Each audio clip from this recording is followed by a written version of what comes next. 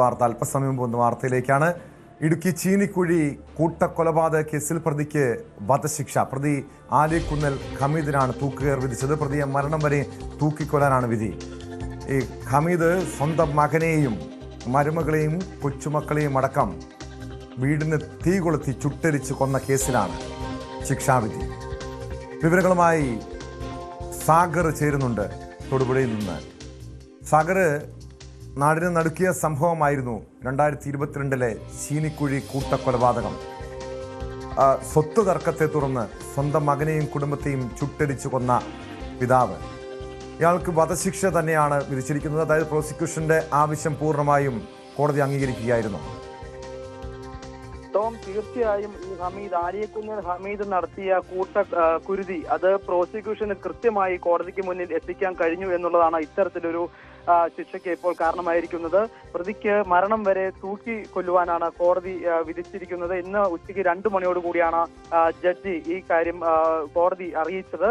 പ്രതി 2022 മാർച്ച് 19 ഇത്തരത്തിൽ മനുഷ്യ മനസാക്ഷിയെ പോലും മരവിപ്പിക്കുന്ന വിധം മാർച്ച് 19 ഇത്തരത്തിലൊരു ക്രൂര കൊലപാതകം നടത്തിയത്. ആദ്യം തന്നെ ഈ കൊലപാതകം ഭക്ഷണത്തിന്റെ പേരിൽ ഉള്ളതായിരുന്നു എന്നാണ് പുറത്തു വന്ന വാർത്തകൾ. എന്നാൽ പിന്നീടുള്ള വിശദമായ അന്വേഷണത്തിലാണ് സ്വത്തിന്റെ പേരിലുള്ള തർക്കവും ഭക്ഷണത്തിന് കറി വിളമ്പുന്നതും മറ്റും സംബന്ധിച്ച തർക്കങ്ങളും തുടർന്നുണ്ടായ വൈരാഗ്യവുമാണ് ഇത്തരത്തിലൊരു കൊലപാതകത്തിലേക്ക് ഹമീദിനെ എത്തിച്ചതെന്നാണ് പോലീസ് അന്വേഷണത്തിൽ തെളിഞ്ഞത്. ഹമീദിന്റെ മകനായ മുഹമ്മദ് ഫൈസലിന്റെ ഭാര്യ ഷീബ, ഇവരുടെ മക്കളായ 16 വയസ്സുള്ള മെഹറിൻ, 11 വയസ്സുകാരി അസ്ന എന്നീ 4 പേരെയാണ് ഹമീദ് ക്രൂരമായ രീതിയിൽ കൊലപ്പെടുത്തിയത്. വീടിനുള്ളിലേക്ക് പെട്രോൾ കുപ്പി എറിഞ്ഞ് തീ കൊളുത്തിയാണ് ഈ സ്വന്തം മകൻ കുടുംബത്തെ പിതാവ് ഹമീദ് കത്തിച്ച് കൊലപ്പെടുത്തിയെന്നാണ് കോടതി കണ്ടെത്തിയിരിക്കുന്നത്. അപൂർവമായ കേസായിട്ടാണ് കോടതി ഇതിനെ നിരീക്ഷിച്ചത്. കാരണം സ്വന്തം പിതാവിനാൽ തന്നെ മകനും മകന്റെ ഭാര്യയും 2 കുഞ്ഞു മക്കളും അടങ്ങുന്ന കുടുംബത്തെ ഇല്ലാതാക്കിയ ഇത്തരത്തിലുള്ള പിതാവിന്റെ ക്രൂരകൃത്യത്തെ അപൂർവമായാണ് കോടതി വിലയിരുത്തിയത്.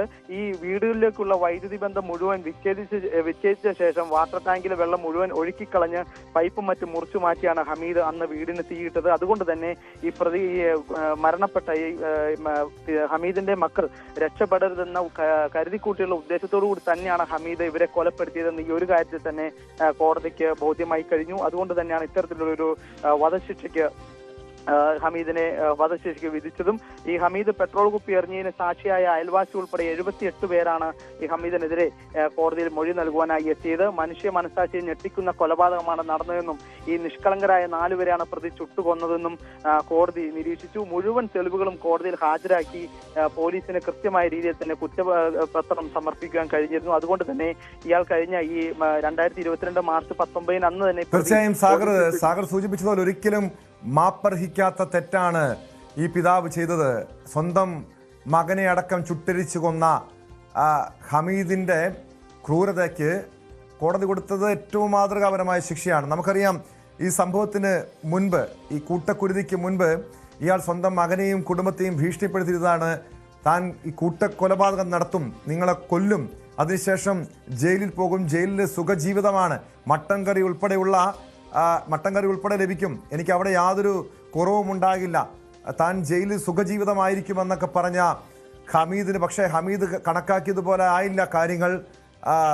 കോടതി ജീവപര്യന്തമല്ല വിധിച്ചത്, ഹമീദിൻ്റെ ഒരു കണക്കൂട്ടലായിരുന്നു. കാരണം പ്രായമൊക്കെ പരിഗണിച്ചുകൊണ്ട് ഒരു ജീവപര്യന്ത ശിക്ഷ, ജയിലിൻ്റെ ശിഷ്ടകാലം ജീവിക്കാമെന്ന്. പക്ഷേ ആ കണക്കൂട്ടലെല്ലാം തെറ്റിച്ചുകൊണ്ട് കോടതി നൽകിയത് ഏറ്റവും മാതൃകാപരമായ ശിക്ഷ. ഇത് പ്രോസിക്യൂഷൻ ഉന്നയിച്ച ആവശ്യം തന്നെയായിരുന്നു. ഈ ശിക്ഷാവിധി കേൾക്കാൻ വേണ്ടി ഹമീദിന്റെ ബന്ധുക്കളോ മറ്റോ അവിടെ ഉണ്ടായിരുന്നോ, കോടതിയിൽ ഉണ്ടായിരുന്നോ? ടോം പറഞ്ഞതുപോലെ തന്നെ ഹമീദിന്റെ കണക്കുകൂട്ടൽ, അതായത് ഈ 4 പേരെ കൊന്നു കഴിഞ്ഞാൽ ജയിലിൽ എത്തിക്കഴിഞ്ഞാൽ സുഭിക്ഷമായ ഭക്ഷണം വരുന്ന പിന്നീടുള്ള കാലങ്ങളിൽ താൻ ഇത്രയും പ്രായമുണ്ട്, അതുകൊണ്ട് തന്നെ കോടതി പ്രായം പരിഗണിച്ച് ജയിലിൽ തന്നെ തുടരുവാൻ അല്ലെങ്കിൽ ജീവപര്യന്തം ശിക്ഷയ്ക്ക് വിധിക്കും എന്നുള്ള ഒരു കണക്കുകൂട്ടലായിരുന്നു ഹമീദിന് ഉണ്ടായിരുന്നത്. അതുകൊണ്ട് തന്നെയാണ് ഹമീദ് ഈ കൂട്ടക്കൊലപാതകം നടത്തുവാൻ വേണ്ടി പണം, രേഖകളും അടക്കം എല്ലാം തയ്യാറാക്കി വെച്ചു, അഡ്വക്കേറ്റിന് നൽകുവാനടക്കം പണം തയ്യാറാക്കി വെച്ചു എന്നുള്ള എല്ലാം തന്നെ അന്ന് പോലീസ് കണ്ടെത്തിയിരുന്നു. കാരണം കുറ്റകൃത്യം നടന്നു കഴിഞ്ഞിട്ടുണ്ടെങ്കിൽ ഉടനെ തന്നെ പോലീസ് പിടിയിലാകുമെന്നും തന്റെ പ്രായം പരിഗണിച്ച് മറ്റൊരിടത്തേക്ക് രക്ഷപ്പെടാനുള്ള സാധ്യതയില്ലെന്നും ഹമീദ് നേരത്തെ തന്നെ മനസ്സിലാക്കി. അതുകൊണ്ട് തന്നെ ഈ വക്കീലിന് കൊടുക്കുവാനുള്ള, തന്റെ നിയമം വഴി പോകാൻ വേണ്ടി അഡ്വക്കേറ്റിന് കൊടുക്കാനുള്ള പണം ഉൾപ്പെടെ ഹമീദ് കരുതി വെച്ചിരുന്നു എന്നാണ് പോലീസ് പോലീസ് അന്ന് കണ്ടെത്തിയിരുന്നത്. അതുപോലെ തന്നെയായിരുന്നു അദ്ദേഹത്തിന്റെ അക്കൗണ്ടിൽ ഉണ്ടായിരുന്നത്. ഹമീദിന്റെ അക്കൗണ്ടിലുള്ള പണമെല്ലാം ഇക്കാര്യം തെളിയിക്കുന്നതാണ്. എന്നാൽ ഉടൻ തന്നെ അന്ന് ഈ കൊലപാതകം നടത്തിയ ഉടൻ തന്നെ ഇയാൾ പോലീസിന്റെ പിടിയിലായി. തുടർന്നുണ്ടായ തെളിവെടുപ്പും മറ്റും പൂർത്തിയാക്കി ഉടൻ തന്നെ പോലീസ് കുറ്റപത്രം കോടതിയിൽ സമർപ്പിച്ചു. പ്രോസിക്യൂഷന് കൃത്യമായി ഈ കാര്യങ്ങളെല്ലാം കരുതിക്കൂട്ടി ചെയ്തതാണ്. ഇതിൽ ഏറ്റവും പ്രധാനമെന്ന് പറയുന്നത് ഈ സ്വന്തം വീട്ടിനുള്ളിൽ തന്നെ ശേഷം പുറത്തുനിന്ന് പെട്രോൾ കുപ്പി എറിഞ്ഞാണ് ഇയാൾ കൊന്നത് എന്നുള്ള സാക്ഷി ഇയാൾക്കെതിരെ മൊഴി നൽകിയിരുന്നു. ഇതെല്ലാം തന്നെ പരിഗണിച്ചാണ് കോടതി ഇത്തരത്തിലൊരു വധശിക്ഷ പ്രതിയെ മരണം വരെ തൂക്കുവാൻ വിധിച്ചത്. അപൂർവങ്ങളിൽ അപൂർവമായ ഒരു സംഭവമാണ് ഇതെന്നും കോടതി നിരീക്ഷിച്ചു. കാരണം സ്വന്തം മകനെയും പ്രായപൂർത്തിയാവാത്ത 2 മക്കളെയും ഈ മകന്റെ ഭാര്യയുമാണ് ഇയാൾ ഇത്തരത്തിൽ കത്തിച്ച് കൊലപ്പെടുത്തിയതെന്നാണ് കോടതി നിരീക്ഷിച്ചത്. ഇതുകൂടാതെ 10 വർഷം കഠിന തടവിനും ഹമീദിനെ ശിക്ഷിച്ചു. ഈ വിധി കേൾക്കുവാനായി ഈ കൊല്ലപ്പെട്ട ഷീബയുടെ ബന്ധുക്കൾ മാത്രമാണ് എത്തിയിരുന്നത്. എന്നാൽ ഹമീദിന്റെ ബന്ധുക്കൾ ആരും തന്നെ കോടതിയിൽ എത്തിയിരുന്നില്ല എന്ന് വേണം നമുക്ക് മനസ്സിലാക്കുവാൻ. പ്രോസിക്യൂഷന് കാര്യങ്ങളെല്ലാം ഹമീദ് ചെയ്ത കുറ്റകൃത്യങ്ങളെല്ലാം കൃത്യമായി തന്നെ കോടതിയിൽ മുന്നിൽ എത്തിക്കുവാൻ കഴിഞ്ഞു. കഴിഞ്ഞ ദിവസം 2 തവണ ഈ വിധി പറയുവാനായി മാറ്റിവെച്ചിരുന്നു. പിന്നീടാണ് ഇന്ന് ഉച്ചയോടുകൂടി ഇത്തരത്തിലൊരു വിധി വന്നത്. പ്രതിക്ക് വധശിക്ഷ നൽകുന്ന ഒരു വിധി വന്നത്. ഈ വിധിയിൽ ചീനിക്കുഴി അടക്കമുള്ള പ്രദേശത്തടക്കമുള്ള നാട്ടുകാരെല്ലാം ഇത്തരത്തിലൊരു വിധി തന്നെയാണ് പ്രതീക്ഷിച്ചിരുന്നത്. കാരണം ജീവപര്യന്തം തടവ് കിട്ടിയാൽ ഇയാൾ ഈ പറയുന്നത് പോലെ തന്നെ പ്രായത്തെ ഒരു കാര്യം നിയമത്തിന് മുന്നിൽ നിർത്തി രക്ഷപ്പെടാമെന്നൊരു തോന്നൽ ഹമീദിനുണ്ടായിരുന്നു. പ്രതിഭാഗം വക്കീലും പ്രായം പരിഗണിച്ചുകൊണ്ട് ശിക്ഷ കുറയ്ക്കണമെന്ന് ആവശ്യപ്പെട്ടിരുന്നു. എന്നാൽ ഇതെല്ലാം പരിപൂർണമായും തള്ളിയാണ് ഏറ്റവും വധശിക്ഷ കോടതി ഇയാൾക്ക് നൽകിയിരിക്കുന്നത്. എന്തായാലും ഈ ഹമീദിന്റെ ബന്ധുക്കൾ ആരും തന്നെ കോടതിയിൽ എത്തിയിട്ടില്ല എന്ന് വേണം നമുക്ക് കൃത്യമായി മനസ്സിലാക്കുവാൻ. ഈ കൊല്ലപ്പെട്ട ഷീബയുടെ മരണപ്പെട്ട ഷീബയുടെ ബന്ധുക്കൾ മാത്രമാണ് എത്തിയിരിക്കുന്നത്.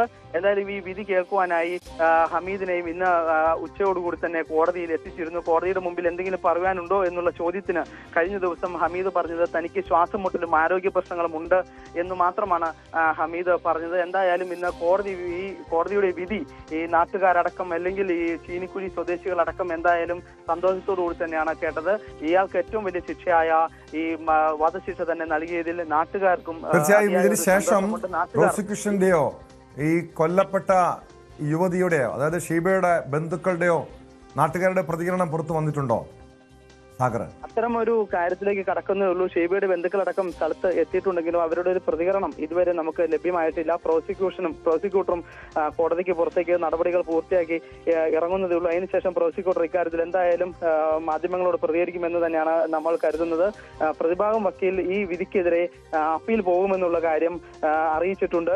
ഈ പ്രതിയുടെ പ്രായം പരിഗണിച്ച് വധശിക്ഷ നൽകുവാൻ പാടില്ല എന്നുള്ള കാര്യങ്ങൾ പ്രതിഭാഗം കോടതിയിൽ ഉന്നയിച്ചെങ്കിലും ഇതെല്ലാം തള്ളിക്കളഞ്ഞാണ് കോടതി വധശിക്ഷ തന്നെ ഇയാൾക്ക് നൽകിയത്. എന്തായാലും ഈ ഒരു കാര്യത്തിന് ഈ ഹമീദിന് വേണ്ടി ഹൈക്കോടതിയിൽ അപ്പീൽ പോകുമെന്നും പ്രതിഭാഗം അറിയിച്ചിട്ടുണ്ട്. എന്തായാലും പ്രോസിക്യൂട്ടർ അല്പസമയത്തിനകം തന്നെ കോടതിക്കുള്ളിൽ നിന്ന് പുറത്തേക്ക് വരും, മാധ്യമങ്ങളെ കാണും എന്ന് തന്നെയാണ് അറിയിച്ചിരിക്കുന്നത്. എന്തായാലും ഹമീദിന് നൽകിയ വധശിക്ഷ അപൂർവങ്ങളിൽ അപൂർവമാണെന്ന് നിരീക്ഷിച്ച കോടതി വധശിക്ഷ നൽകിയത് നാട്ടുകാരും ഷീബയുടെ ബന്ധുക്കളും അടക്കം എല്ലാവർക്കും ഈ ഒരു ശിക്ഷ കിട്ടിയ സന്തോഷമാണ് ഉള്ളത്.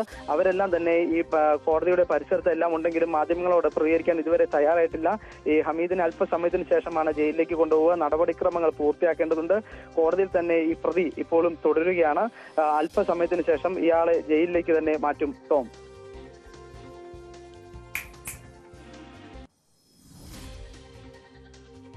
യെസ്,